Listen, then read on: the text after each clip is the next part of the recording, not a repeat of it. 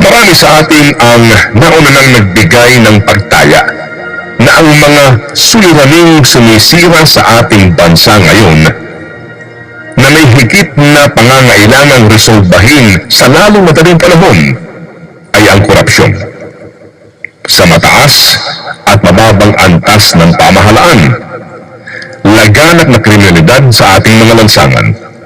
malawakang pagbebenta ng iligal na droga sa lahat ng antas ng lipunan ng ating bansa,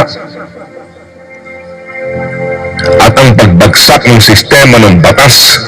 at kaayusan. Totoo, pero hindi naman tahasan at lubusan, dahil nakikita ko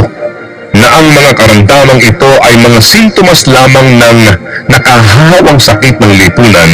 na nanunuot at yumuyurak sa ugat ng moralidad ng lipunang Pilipino.